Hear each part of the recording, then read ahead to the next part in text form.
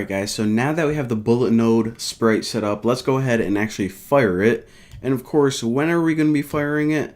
Well, whenever we tap, this dude's going to play his animation, charging his gun or whatever, and then the bullet's going to pop out. So pretty much whenever the user taps. So therefore, we can stick it right in this touches began. Now this is the old animation from the dude.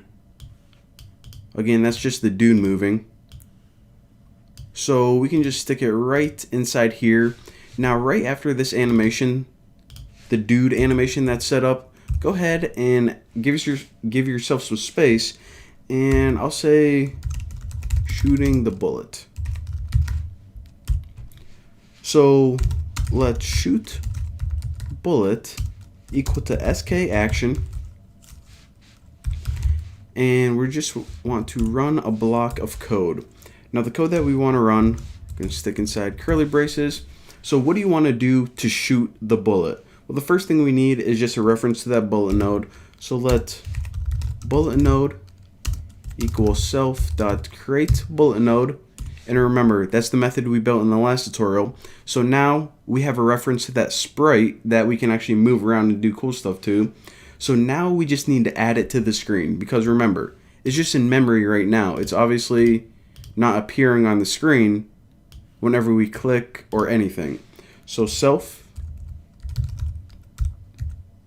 add child, and the child is the bullet.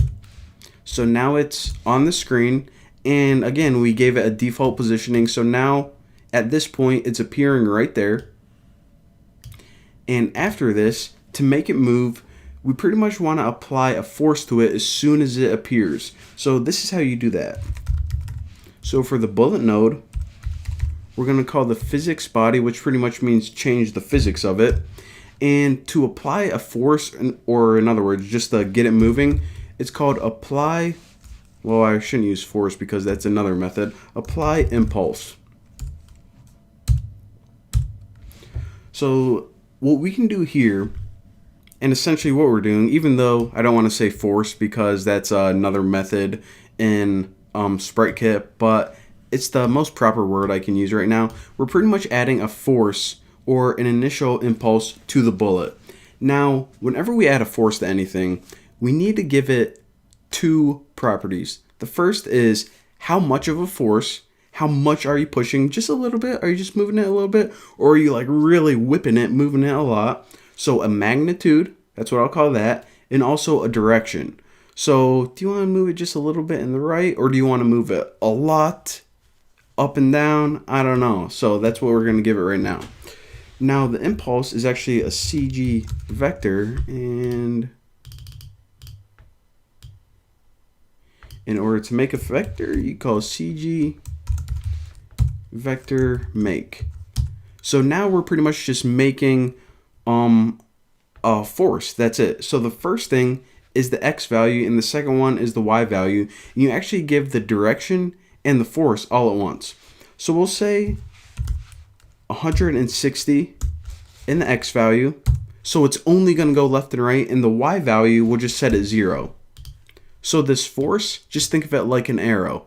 160 going out. Of course, these values, they don't really correspond to anything because this is all like in iOS physics land. So just remember that 160 is the force in the X direction, so it's going to fire out in the X direction with that magnitude, and just play around with it. If you feel that it's too big, just lower it to like 100. If you feel it's too high, you can, well, if you feel it's too small, you can raise it.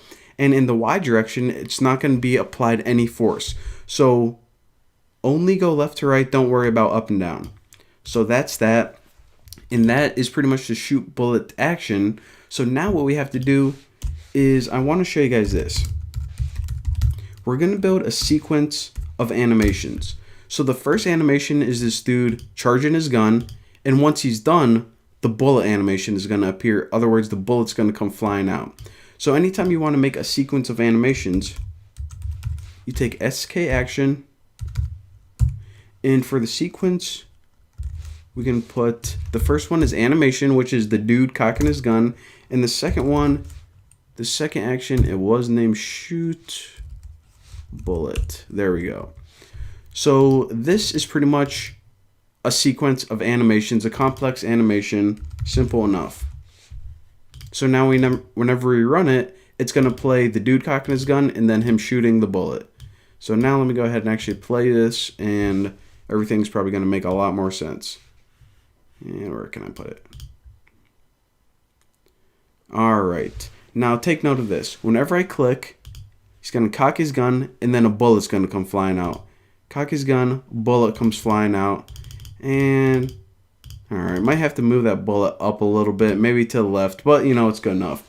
Now, another thing you're probably wondering is, alright, so I added 160. Let's go ahead and change that to, let me just change it to like 40, just so I can demonstrate the difference whenever we're making these vector forces.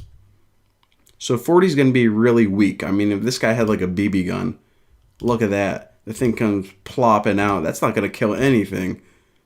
Alright, so we need to pump that baby up, and we're going to change that back to, actually, let's pump it back to 180. So now he has a really powerful gun. And you're probably wondering, alright, well, we didn't apply any force in the Y direction, no up and down force, so why is this bullet kind of feeling the effects of gravity if we didn't apply any one manually?